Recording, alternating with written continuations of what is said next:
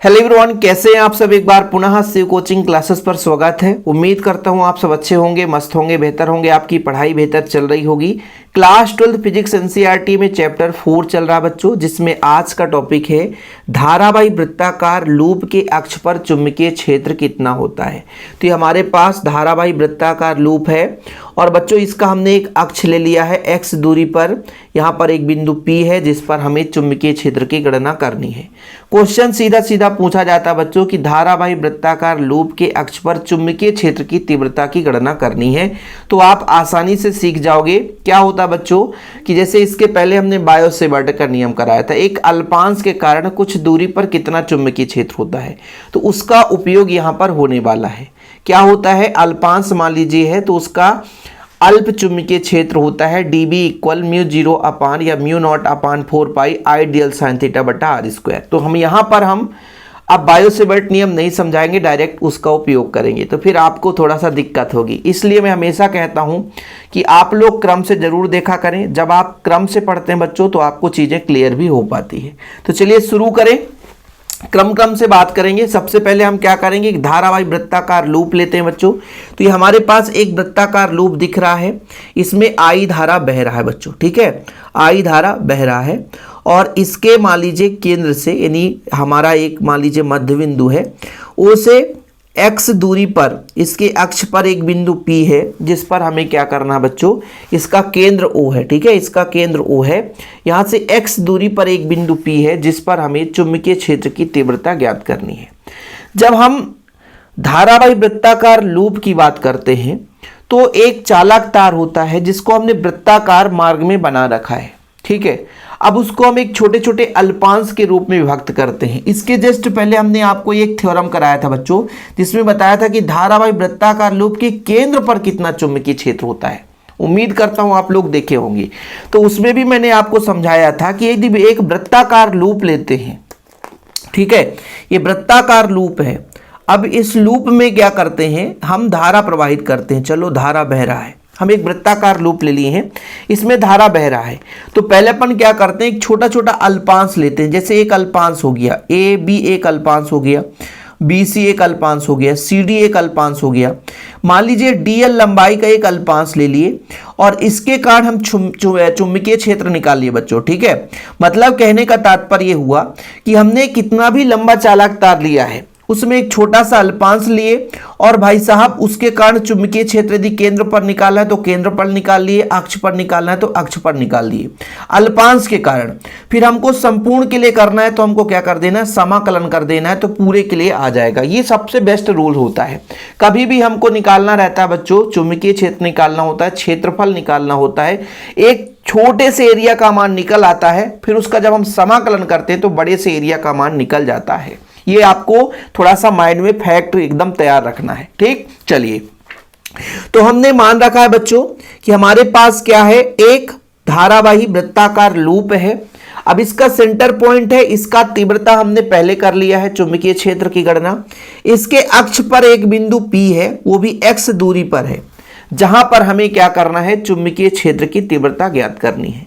तो हमने क्या बताया कि इस पर हम अल्पांश मानते हैं। जैसे ए बी एक छोटा सा अल्पांश ले लिए और यहाँ ए डैश बी डैश एक अल्पांश ले लिए, तो एक अल्पांश के कारण यहाँ पर तीव्रता निकालेंगे। लेकिन जो भी अल्पांश के कारण यहाँ पे तीव्रता होगा वो आपका दो घटक में हो जाता है। जैसे मान लीजिए ए डैश बी डैश के कारण यहाँ पर तीव्रता dB हो गया, तो dB मान के चलते हैं बच्चों, ये dB इस दिशा पे जा रहा है, तो ना तो आपका x अक्ष पे ना तो y अक्ष में, इसलिए इसको हम दो घटक में वियोजित कर देते हैं। अब दो घटक में कैसे वियोजित करते हैं वो चीज भी हम क्लियर करेंगे। एक छोटे से अल्पांश के लिए बात कर रहा हूं। एक छोटे से अल्पांश के लिए मैं कहता हूं कि मान के चलता हूं, मान लीजिए ए बी के कारण या ए डैश बी डैश के कारण एक छोटा सा यहां पर मान लीजिए चुंबकीय क्षेत्र dB इस दिशा पे जा रहा है, तो हम इसको x अक्ष और y अक्ष में, मतलब क्षैतिज और एक ऊर्ध्वाधर घटक में विभाजित करते हैं। तो किस प्रकार से विभाजित होता है, जैसे मैंने कहा बच्चों ये भाग है और यहाँ पे फाई कोण बनाते हुए, कितना कोण बनाते हो बच्चों, फाई कोण बनाते हुए ये चुंबकीय क्षेत्र की दिशा हो गया, ठीक है, चुंबकीय क्षेत्र की दिशा हो गया। P से Q दिशा पे ये चुंबकीय क्षेत्र का डायरेक्शन है। एक अल्पांश के कारण चुंबकीय क्षेत्र की दिशा हो गया। अब ये ना तो x अक्ष पे ना तो y अक्ष में, तो फिर इसको हम दो घटकों में वियोजित करते हैं। जैसे ये P है, ये Q हो गया बच्चों, इसको हम मिला देते हैं तो हमारा मान लीजिए ये N है। अब हम इस त्रिभुज में क्या करेंगे कि जैसे हमारे पास एक त्रिभुज है बच्चों, तो हम इसको जैसे कोण के सामने वाली भुजा, इसको क्या मानेंगे, आधार मानेंगे, और ये हमारा हो जाएगा लंब। ठीक है, तो ये आपका ये आपका कोण है बच्चों, तो इसके सामने वाली भुजा लंब कहलाती है, ये लंब है, ध्यान रखिएगा। कोण के सामने वाली भुजा लंब होती है और ये आपका आधार है। कैसे बांटेंगे वो चीज हम आपको समझा रहे हैं, एक बार समझाएंगे, दोबारा कंसेप्ट क्लियर आपको खुद स्वयं करना पड़ेगा। कोण के सामने वाली भुजा लंब है और हमें बच्चों इसके दो घटक निकालना है, एक इस घटक को निकालना है और एक इस घटक को निकालना है। इसमें मतलब ये जो dB है वो एक मान लीजिए ना तो x अक्ष में ना तो y अक्ष में, तो इसको दो घटक में कैसे वियोजित करते हैं। तो त्रिभुज लेंगे हम, जैसे कह दिए PNQ में हम लगाएंगे बच्चों cos फाई और एक लगाएंगे sin फाई। अब cos फाई का फार्मूला होता है आधार बटे कर्ण, तो आधार हमारा हो जाएगा Pn और कर्ण बच्चों आपका PQ। ठीक है, और sin फाई की बात करते हैं बच्चों तो लंब बटे कर्ण, तो लंब हमारा NQ। ठीक है, और कर्ण हमारा हो जाएगा PQ। ऐसा क्यों लगा रहे हैं, क्योंकि भाई हमें Pn निकालना है, तो Pn बटे इसका मान हो जाएगा बच्चों ये dB, इसका मान क्या है, तीव्रता dB, तो ये हमने dB कर दिया। यहां पर आपका हो जाएगा NQ, तो ये हो जाएगा dB। जब पक्षांतर करेंगे बच्चों, देखिएगा थोड़ा शॉर्टकट में बता रहा हूं, तो Pn बराबर आ जाएगा dB cos फाई। ठीक है बच्चों, और NQ बराबर जो आपका NQ है वो आपका हो जाएगा dB sin फाई। क्या हो जाएगा बच्चों, dB sin फाई। ठीक है, ये चीज समझ में आया। अब देखो ये जो आपका Pn है किस दिशा में, ऊपर की ओर है, तो ये जो हो जाएगा वो dB cos फाई होगा। और ये जो लंब वाला भाग है, मतलब ये आपका क्षैतिज दिशा जो वाला भाग है वो dB sin फाई होगा। तो यहां पर हमने रिप्रेजेंट कर रखा है कि मान लीजिए एक अल्पांश AB के कारण जो तीव्रता है dB है, यानी चुंबकीय क्षेत्र dB है, इसको हम दो घटक में बांटते हैं। एक dB cos फाई आपका बच्चों यहां पे ऊर्ध्वाधर दिशा में और dB sin फाई क्षैतिज दिशा में, याद रखिएगा। और एक छोटा सा अल्पांश A' B' है, इसके कारण जब हम लेंगे तो यहां पर भी इसके तीव्रता को दो घटक में वियोजित करेंगे, एक ऊर्ध्वाधर नीचे की ओर dB cos फाई और एक क्षैतिज दिशा में। मतलब जितने भी अल्पांश लेंगे सभी अल्पांश के क्षैतिज और ऊर्ध्वाधर दोनों घटकों में यहां पर चुंबकीय क्षेत्र होगा। अब यहां से एक आपको कॉन्सेप्ट क्लियर हो गया होगा कि यहां पर हम जो धारावाही वृत्ताकार लूप ले रखे हैं बच्चों, तो इसके किसी भी अल्पांश के कारण बिंदु P पर हम चुंबकीय क्षेत्र की गणना करेंगे तो वो दो घटकों में निकल कर आएगा, एक आपका क्षैतिज घटक और एक आपका ऊर्ध्वाधर घटक। तो जैसे हमने दो विपरीत दिशा में दो अल्पांश लिया, तो यहां पर इसके जो ऊर्ध्वाधर घटक हैं तो एक दूसरे के विपरीत हैं, तो ये जो dB cos फाई है, dB cos फाई एक दूसरे को खत्म कर देगा। तो केवल और केवल परिणामी जो चुंबकीय क्षेत्र आता है वो क्षैतिज दिशा के लिए करते हैं, इन दोनों को जोड़ देंगे। याद रखिएगा इन दोनों का हम परिणामी मान निकालेंगे और जो आपका ऊपर नीचे वाला है एक दूसरे को नष्ट कर देता है, खत्म कर देता है। इसके पीछे रीजन है बच्चों, क्योंकि केवल और केवल यदि किसी अल्पांश के लिए हम चुंबकीय क्षेत्र की गणना करेंगे तो जो आपका dB sin फाई होता है वो क्षैतिज दिशा में होता है, बाकी ये ऊर्ध्वाधर है, इसलिए एक दूसरे के चुंबकीय क्षेत्र को निरस्त कर देते हैं। अब आपके मन में फीड होगा ना कि सर हाँ ये एक दूसरे के विपरीत थे इसलिए एक दूसरे के विपरीत है। अरे भाई धारावाही वृत्ताकार लूप जब लोगे तो हर अल्पांश के विपरीत में एक दूसरा अल्पांश होगा। जैसे यहां पे एक अल्पांश लोगे तो इसके विपरीत में यहां पे एक अल्पांश, यहां लोगे तो इसके विपरीत में अल्पांश, यहां पे एक अल्पांश, यहां लोगे तो एक विपरीत अल्पांश, यहां पे एक अल्पांश लोगे यहां पे तो यहां विपरीत हो जाएगा। तो हर एक अल्पांश का एक विपरीत अल्पांश आएगा और हर एक अल्पांश के कारण जो चुंबकीय क्षेत्र होगा वो दो घटकों में वियोजित होगा। तो जब विपरीत ऊर्ध्वाधर घटक में चुंबकीय क्षेत्र होंगे तो एक दूसरे को निरस्त कर देते हैं, तो केवल और केवल परिणामी चुंबकीय क्षेत्र जो निकल कर आता है वो क्षैतिज घटक का निकल कर आता है। तो एक अल्पांश के कारण क्षैतिज घटक का मान लेंगे और फिर संपूर्ण के लिए हम क्या करेंगे, उसका समाकलन कर देंगे।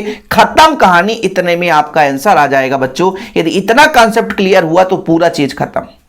समझ में आया? मतलब एक अल्पांश के कारण ये dB sin phi आएगा, दूसरे अल्पांश के लिए भी dB sin phi आएगा। जितने भी अल्पांश आएंगे केवल dB sin phi उसके लिए आएगा। इसलिए परिणामी के लिए क्या कर देते हैं, हम एक का निकाल करके पूरे के लिए समाकलन कर देंगे, तो पूरे धारावाही वृत्ताकार जो हम लूप ले रखे हैं उसके कारण किसी बिंदु पर तीव्रता निकल कर आ जाएगी अक्ष पर।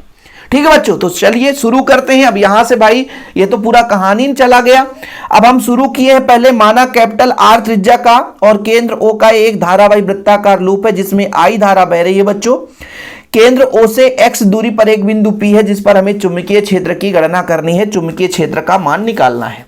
ठीक है, अब मैं आपसे कह दूंगा कि अल्पांश, हमारे पास एक अल्पांश AB है, एक अल्पांश AB है, dl लंबाई का अल्पांश है बच्चों। इस अल्पांश के कारण हम चुंबकीय क्षेत्र की यदि बात करेंगे तो कितना हो जाएगा, बायो सेवर्ट के नियम से हो जाएगा म्यू 0 या mu naught upon 4 pi ideal sine theta upon r square. ठीक है, तो आगे यहां पर लिखेंगे बच्चों, माना लूप के ऊपरी सिरे में dl लंबाई का एक अल्पांश AB है जिसके कारण बिंदु P पर चुंबकीय क्षेत्र कितना होगा। तो यहां पर आप लिखोगे बच्चों, अल्पांश के कारण चुंबकीय क्षेत्र है तो यहां पर आप अल्पांश के कारण अल्प चुंबकीय क्षेत्र हो जाएगा dB।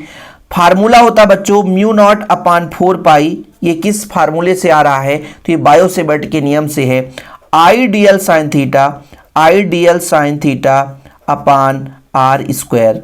अब यहां पे बच्चों जो थीटा है वो 90 डिग्री होगा। क्यों? क्योंकि ये भाई किसी भी अल्पांश से लंबवत है, यहां पे जो कोण बनेगा वो 90 डिग्री ही बनेगा, याद रखिएगा। अल्पांश से 90 डिग्री बनाता है कि चूंकि जो थीटा है वो जो थीटा बच्चों अल्पांश, जो हमने अल्पांश AB लिया है, अल्पांश AB और बिंदु P को मिलाने वाली रेखा के बीच कोण है, मिलाने वाली रेखा के बीच कोण है, रेखा के बीच का कोण है, बीच का कोण है। ठीक है, और बच्चों ये कोण थीटा बराबर कितना डिग्री होगा, 90 डिग्री होगा, लंबवत होता है। तो थीटा बराबर कितना हो जाएगा, 90 डिग्री। तब कितना हो जाएगा, dB इक्वल हो जाएगा म्यू नॉट अपान 4 पाई IDL साइन 90 अपान r स्क्वायर। और साइन 90 का मान होता है 1 बच्चों, तो ये एक अल्पांश के कारण चुंबकीय क्षेत्र आया म्यू नॉट अपान 4 पाई IDL अपान r स्क्वायर। और इसको आप एक समीकरण दे सकते हो। फिलहाल यहां तक अभी क्लियर हुआ कि एक अल्पांश के कारण चुंबकीय क्षेत्र आया है। अब हमने इसको पूरा डीप में समझाया था कि जैसे किसी भी अल्पांश के कारण जब हम चुंबकीय क्षेत्र लेते हैं बच्चों तो उसको हम दो घटकों में वियोजित करते हैं, एक dB cos फाई ऊर्ध्वाधर दिशा में और dB sin फाई क्षैतिज दिशा में। ठीक है, तो हम यहां पर लिखेंगे भाई दो हम अल्पांश लेकर चलेंगे तभी तो एक दूसरे को निरस्त करेगा, अन्यथा फिर मान गड़बड़ आ जाएगा। अब आगे बच्चों, जैसे हमने अल्पांश के कारण चुंबकीय क्षेत्र dB का मान निकाला तो हमने आपको बताया था इसको दो घटकों में वियोजित करेंगे। एक dB cos फाई जो है, देखिएगा डायग्राम में, ये आपका जो dB cos फाई है वो PN दिशा में, ठीक है, मतलब अक्ष के लंबवत, और dB sin फाई अक्ष के अनुदिश। अब हमने कहा जब दूसरा अल्पांश लिया कि इसी प्रकार AB के विपरीत एक अल्पांश A' B' की कल्पना करते हैं जिसके कारण जो चुंबकीय क्षेत्र होगा बच्चों इसको भी दो घटकों में वियोजित कर सकते हैं। एक तो dB cos फाई, ये देखिए dB cos फाई, इसके अपोजिट में dB cos फाई, नीचे की ओर dB cos फाई देख सकते हैं आप लोग, A' B' का dB cos फाई हो गया PN' दिशा में, ये PN दिशा में था, ये PN' दिशा में हो गया, और dB sin फाई जो है OP के अनुदिश है। मतलब जितने भी अल्पांश होंगे उसमें दो घटक होंगे। जैसे यहाँ पर इसके विपरीत था तो इसमें जो ऊर्ध्वाधर घटक होगा विपरीत होगा। अब मैंने आपको कहा कि जो PN दिशा में और PN' दिशा में, यानी दोनों एक दूसरे के विपरीत हैं, इसलिए एक दूसरे को क्या कर देंगे बच्चों, कैंसिल कर देंगे, खत्म कर देंगे, समाप्त कर देंगे। मतलब कहने का तात्पर्य यहां पर लिखेंगे चूंकि जो आपका PN है और पी एन डैश है, एक दूसरे के विपरीत है। क्या बच्चों, एक दूसरे के विपरीत है, मतलब जो ओपी के लंबवत घटक हैं एक दूसरे को क्या कर देंगे, निरस्त कर देंगे। तो यहां पर हम थोड़ा सा लिखेंगे, देखिएगा पूरा डायग्राम आपको साथ में समझा रहा हूं बच्चों, ताकि कोई भी चीज क्लियर, मतलब कोई भी चीज डाउट ना रह जाए। तो चूंकि यहां पर आप देखिएगा, यहां पर लिखना है आपको, चूंकि पी एन एवं पी एन डैश क्या है बच्चों, एक दूसरे के क्या है, विपरीत हैं। जितना कम से कम हो सकता है उतना कम हिंदी लिख रहा हूं, ठीक है। अतः ओपी के लंबवत घटक, जितने भी घटक होंगे, घटक एक दूसरे को निरस्त कर देंगे। मतलब एक चीज तो क्लियर हुआ कि जितने भी लंबवत घटक होंगे एक दूसरे को क्या कर देंगे, निरस्त कर देंगे। अतः यहां पर मैं आपसे कह दूं कि केवल और केवल बिंदु P पर जो परिणामी चुंबकीय क्षेत्र होगा, तो यहां पर लिख दूंगा, इसलिए बिंदु P पर परिणामी चुंबकीय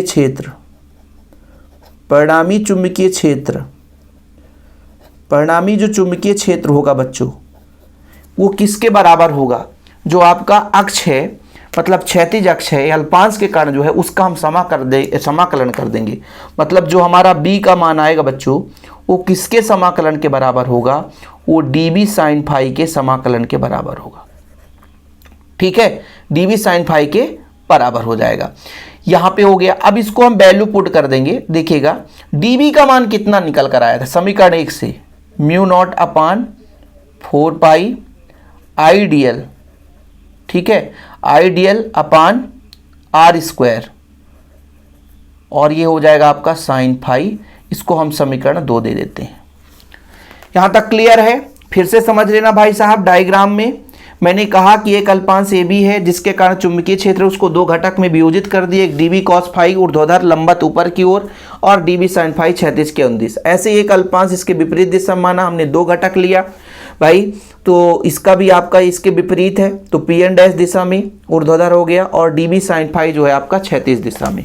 तो ये आपके पास हर एक अल्पांश के दो दो घटक में तीव्रता आती है, लेकिन जहां पे बिंदु P पर हम जितने भी ऊर्ध्वाधर घटक देखते हैं हर अल्पांश के कारण अलग अलग होते हैं बच्चों, जिसके कारण वो एक दूसरे को समाप्त कर देते हैं। केवल क्षैतिज के लिए करेंगे तो हम एक अल्पांश के यदि मान जानते हैं तो संपूर्ण अल्पांश का हम अलग अलग नहीं निकालेंगे, बल्कि उसका समाकलन कर देंगे तो आंसर आ जाएगा। यहां तक क्लियर है बच्चों?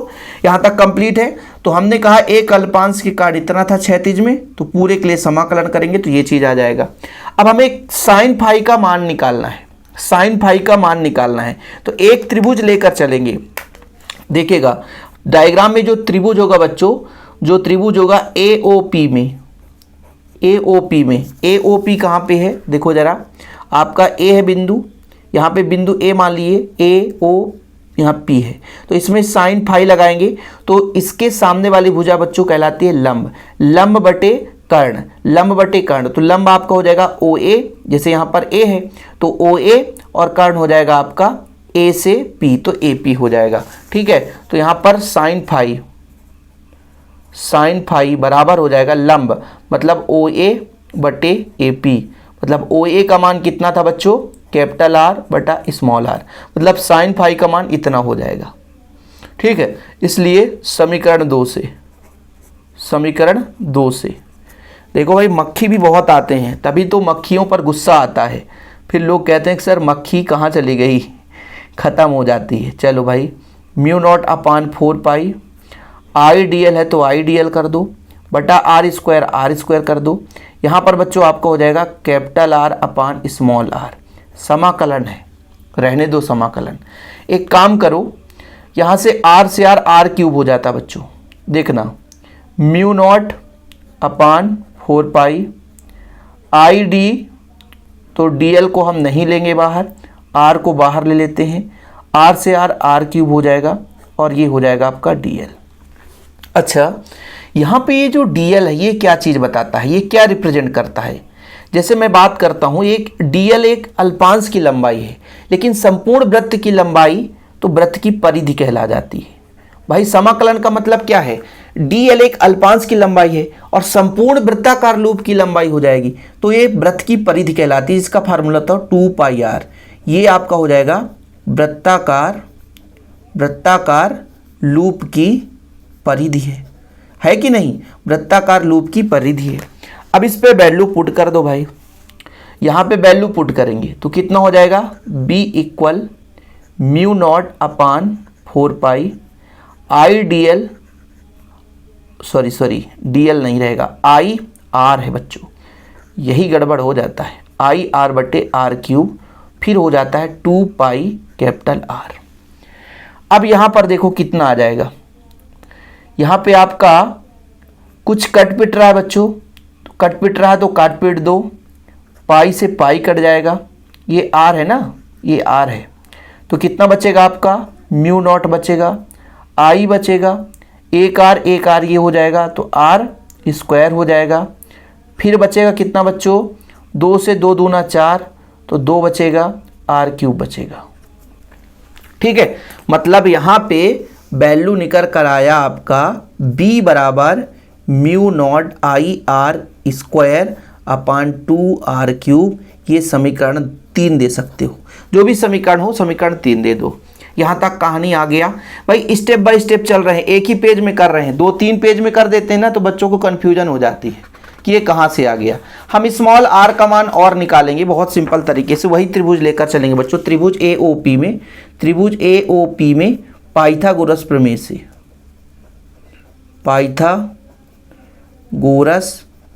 से अब आप कहोगे सर कहाँ से आ गया, तो चलो फिर से चलेंगे, उसी त्रिभुज पे चलेंगे बच्चों। पाइथागोरस प्रमेय से, पाइथागोरस प्रमेय कहता है कर्ण का वर्ग, कर्ण मतलब AP का वर्ग बराबर लंब का वर्ग मतलब OA का वर्ग, आधार का वर्ग मतलब OP का वर्ग। पाइथागोरस प्रमेय क्या कहता है, कर्ण का वर्ग बराबर लंब का वर्ग धन आधार का वर्ग। सही है, तो AP का मान हमारा R का स्क्वायर, OA का मान बच्चों कैपिटल R का स्क्वायर, और भैया OP का स्क्वायर मतलब x का स्क्वायर। यही तो हो रहा है। ठीक है, अब बच्चों मैं यदि आपसे कह दूंगा R का मान, तो आप कहोगे सर इधर आप क्या कर दो, इधर आप वर्गमूल लगा दो, और यदि मैं आपसे कह दूं कि R क्यूब कर दूं तो इधर भी क्यूब करना पड़ेगा, मतलब R square plus x square, ये 3/2 हो जाएगा। अब इसको कुछ नहीं, समीकरण 2 था, समीकरण 3 में मान रखने पर, समीकरण 3 में मान रखने पर, समीकरण 3 में जब मान रखेंगे बच्चों तो समीकरण 3 कहता कितना है, b बराबर कहता है mu not I R square divide by 2r cube था बच्चों, 2r क्यूब, r क्यूब की जगह मान रख देंगे r square plus x square का पावर 3/2, और समीकरण 4 आ गया। अब आपके मन में आएगा ना सर कहाँ रखे हो बताओ, तो यहाँ पे रखा हूँ भैया, बता दिया यहाँ पे रखा हूँ, समीकरण 3 में रखा हूँ। समझ में आया, समीकरण 3 में मान रखा हूँ तो मेरे पास समीकरण 4 का वैल्यू आ गया। इसके आगे भी कहते हैं कि यदि मान लीजिए कुंडली में n फेरे हों, कुंडली में फेरों की संख्या n फेरे वाली कुंडली हो, भाई कुंडली में कई सारे फेरे हों, तब क्या होगा, यदि वृत्ताकार लूप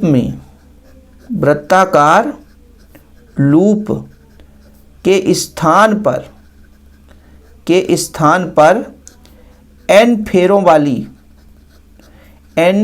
वाली वृत्ताकार कुंडली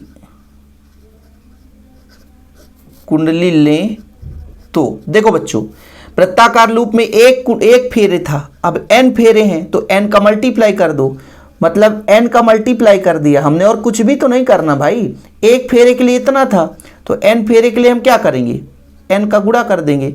जैसे मान लीजिए 3 व्यक्ति हैं, एक व्यक्ति का खाने का एवरेज पता है तो 3 व्यक्ति का आप आसानी से निकाल सकते हो। ये चीज आ गया बच्चों, यहीं तक आपको करना है। ठीक है, सदिश रूप में कभी पूछा नहीं जाता है। इसके 2 कंडीशन है, स्थिति भी लगा देते हैं थोड़ा, 2 मिनट जब इतना लंबा पढ़ ही लिए हो तो स्थित आपको फर्स्ट लगाना है बच्चों। स्थित फर्स्ट में क्या लगाना है देखिएगा, आगे मैं बताऊंगा कि यदि बिंदु P यदि बिंदु P वृत्त के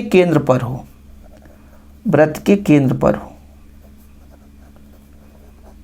देखो डायग्राम में देखना, यदि बिंदु केंद्र पर आ जाए तो x का मान 0 हो जाएगा।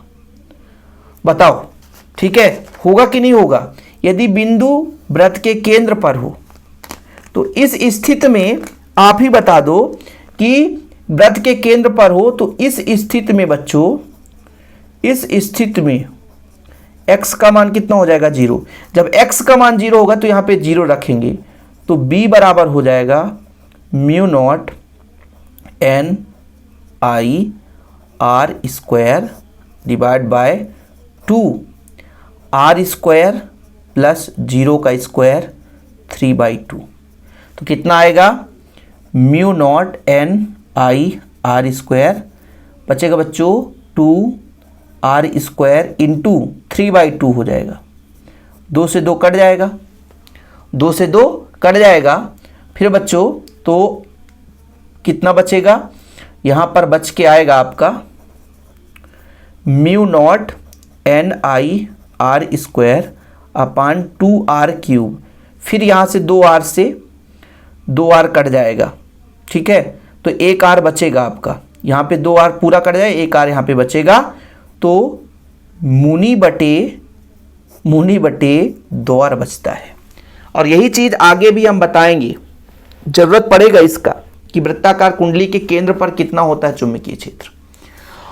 दूसरा कंडीशन ये है, स्थित सेकंड एक केंद्र पर ले लिया गया और एक कह दिया गया कि बहुत दूर स्थित हो, कि यदि बिंदु P, दूसरा स्थिति यह है कि बिंदु P अत्यधिक दूरी पर हो, केंद्र से अत्यधिक दूरी पर हो बच्चों, अत्यधिक दूरी पर हो, कहने का मतलब x का मान जो है वो बहुत बड़ा हो जाए, यानी वृत्त की त्रिज्या की अपेक्षा x बहुत बड़ा मान हो जाए, मतलब ये बहुत दूरी पर स्थित हो, तो इस r की उपेक्षा कर देंगे। जब r की उपेक्षा करेंगे बच्चों इस स्थिति में तो b बराबर हो जाएगा, जब r को हटा देंगे इस बार r को हटा देंगे तो x बचेगा, तो mu naught n i r square और नीचे आपका 2 हो जाएगा, x का क्यूब बचेगा, क्योंकि ये आपका स्क्वायर से अंडर रूट हट जाता है ना, खत्म कहानी, ये चीज़ है। तो ये कंडीशन है बच्चों, 2 कंडीशन है, मतलब अत्यधिक दूरी पर हो, ठीक है, मतलब कहने का मतलब बिंदु P और अत्यधिक दूरी पर स्थित हो, तो ये आ जाता है। तो इतने लंबे चौड़े कहानी की आज यहाँ पर सारांश खत्म हुआ है। व्यंजक थोड़ा सा लेंदी था, इसलिए भाई साहब मैं स्टार्टिंग में ही बता दिया था कि दिल थाम के बैठना बच्चों, क्योंकि कहानी इसमें बड़ा लंबा चौड़ा रहता है, लेकिन स्टेप बाय स्टेप जो बच्चा फॉलो किया होगा तो 3 पेज में कंप्लीट हुआ है। ये आपका फर्स्ट पेज था बच्चों, और इसलिए तो कहता हूँ कि आप लोग नोट्स ज़रूर ले लें शिव कोचिंग क्लासेस का।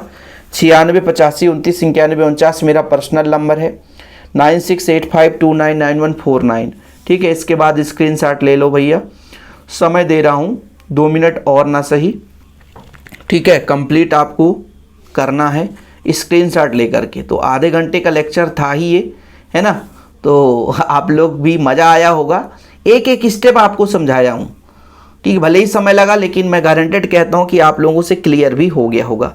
वीडियो पसंद आए तो लाइक करके शेयर कर दें। नोट्स नहीं लिए तो अभी तक भैया नोट्स ज़रूर ले लें। कॉन्टैक्ट नंबर मैं अपना पर्सनल नंबर दे ही दिया हूँ, 96 85 29 91 49, ये मेरा पर्सनल नंबर है। जिसको भी दिक्कत हो आप लोग व्हाट्सअप में मैसेज करके जानकारी ले सकते हैं। फिलहाल अभी के लिए इतना ही। जय हिंद, वंदे मातरम।